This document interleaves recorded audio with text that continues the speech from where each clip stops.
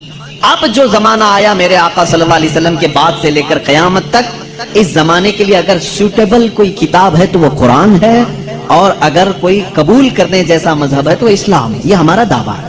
اب اس کو میں ثابت کروں گا۔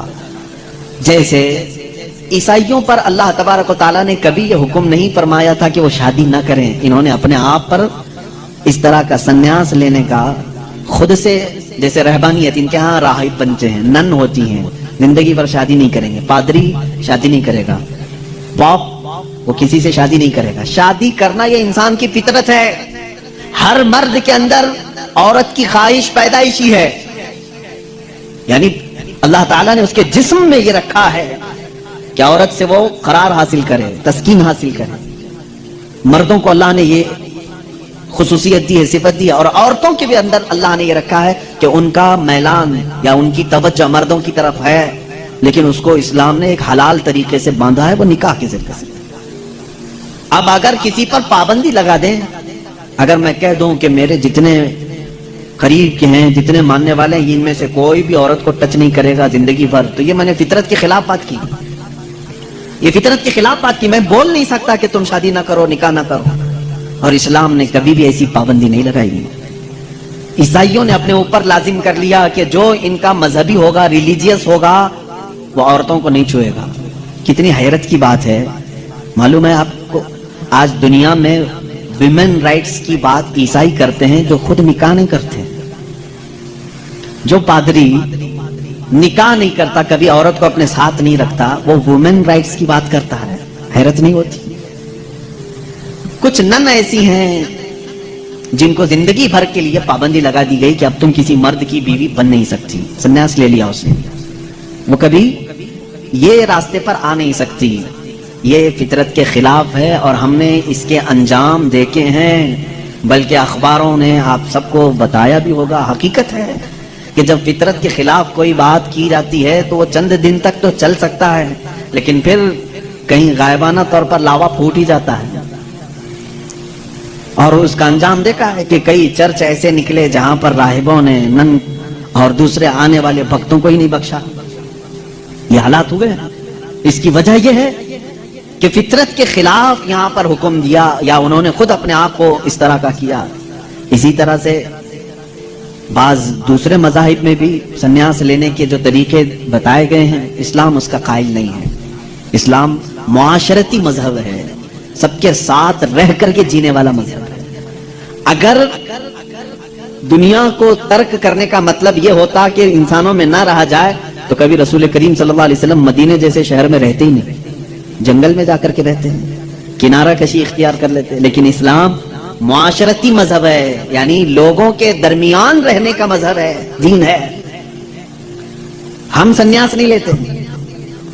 ایک صحابی، 3 صحابہ حضور صلی اللہ تعالیٰ علیہ وسلم کے حجرے کے باہر کھڑے ہو کر کے یہ باتیں کر رہے تھے۔ حضور صلی اللہ علیہ وسلم رات کو عبادت کے لیے کھڑے ہوتے تو آدھی رات گزر جاتی تھی، تو تینوں نے دیکھ کر کے کہا یہ تو بخشے ہوئے ہیں، یہ معصوم ہیں، ان سے کوئی خطا نہیں ہوئی، اس کے بعد اتنی عبادتیں ہیں ان کی، ہم جیسوں کو تو کیا کرنا چاہیے، بڑی عبادت کرنی چاہیے۔ جب رسول اتنی عبادت کر رہے ہیں، تو ان تینوں صحابہ میں سے تینوں نے کیا کیا جانتے ہیں؟ ایک نے یہ اس دن وعدہ کر لیا، آج کے بعد سے میں کبھی کسی عورت کے پاس جاؤں گا ہی نہیں، زندگی بھر کے لیے عورت کے قریب نہیں جاؤں گا۔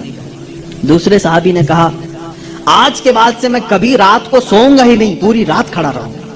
تیسرے صحابی نے کہا آج کے بعد سے میں کبھی کھاؤں گا ہی نہیں، دن میں بھی اور رات میں بھی روزہ رکھوں گا۔ رسول کریم صلی اللہ تعالیٰ علیہ وسلم اندر سے سن رہے تھے، باہر تشریف لائے، اور میرے آقا صلی اللہ تعالیٰ علیہ وسلم نے پوچھا تم میں سے کون کون ہے جو یہ باتیں کر رہا تھا؟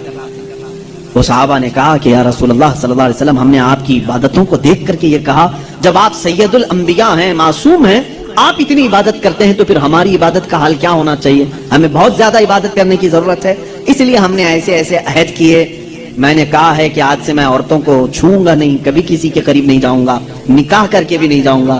دوسرے نے کہا میں نے یہ کہا ہے کہ رات کو سوؤں گا نہیں۔ تیسرے نے کہا میں نے یہ کہا ہے کہ آج کے بعد سے کبھی کھاؤں گا نہیں۔ اللہ کے نبی صلی اللہ علیہ وسلم نے فرمایا اسلام یہ نہیں ہے، اسلام یہ نہیں ہے۔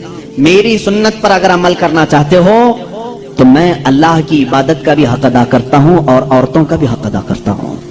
میں نے اپنی رات کو تقسیم کر رکھا ہے، بیویوں کے لیے بھی حق ہے اور اللہ کی عبادت کا بھی حق ہے۔ اور دوسرے سے کہا تم نے کہا کہ رات کو کبھی سوؤں گا ہی نہیں، یہ بھی ہمارا طریقہ نہیں ہے، تم فطرت کے خلاف بات کر رہے ہو، بیمار ہو سکتے ہو، روزانہ رات پورے نہیں سو رہے۔ اب یہاں اس پر میں رک کر کے کہوں گا، حضور صلی اللہ علیہ وسلم نے اس صحابی کو منع کیا جو یہ کہہ رہے تھے میں رات بھر عبادت کروں گا۔ حضور نے فرمایا میری سنت یہ ہے کہ میں تھوڑی رات آرام کرتا ہوں اور تھوڑی رات اپنے رب کی عبادت بھی کرتا ہوں۔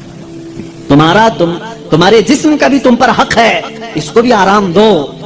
اور پھر تیسرے صحابی سے کہا میری سنت یہ ہے کہ میں افطاری بھی کرتا ہوں اور سحری بھی کرتا ہوں اور روزہ بھی رکھتا ہوں۔ ایسا نہیں کہ پورا پابندی کر لیا، جبکہ وہ رسول جن کو اللہ تعالیٰ جنت سے کھلاتا پلاتا ہے، اس کے باوجود میرے آقا صلی اللہ علیہ وسلم فرماتے ہیں کہ کنٹینیو روزہ رکھنا نہیں چاہیے، کہ تمہارے جسم کا تم پر حق ہے، کمزوری آ جائے گی۔ حضور نے منع فرمایا میں ایک دن روزہ رکھتا ہوں ایک دن نہیں رکھتا، یا میں افطار کرتا ہوں شام کے وقت اور دن میں روزہ رکھتا ہوں۔ اس کا مطلب یہ ہے میرے عزیزو، اس پوری حدیث کا خلاصہ یہ ہے، اللہ کے نبی صلی اللہ تعالیٰ علیہ وسلم نے جو حکم دیے، اسلام کا خلاصہ یہ ہے کہ اس میں کہیں پر بھی افراط و تفریط نہیں، یعنی بہت تنگی والے حکم بھی نہیں اور بہت ڈھیل بھی نہیں۔ اسلام درمیانی راستہ ہے، درمیانی راستہ ہے۔ اب یہاں ان لوگوں کو سوچنا چاہیے، حضور نے جس صحابی کو رات بھر عبادت کرنے کے لیے منع کیا، یہاں رات بھر گیم کھیلنے والے لوگ موجود ہیں، پوری رات بھر عیاشی کرنے والے موجود ہیں، ان کو تو رات بھر کھڑے ہو کر کے عبادت کرنے کو میرے آقا نے منع کیا تھا۔ آرام کرو تھوڑی دیر، اپنے جسم کو راحت پہنچاؤ۔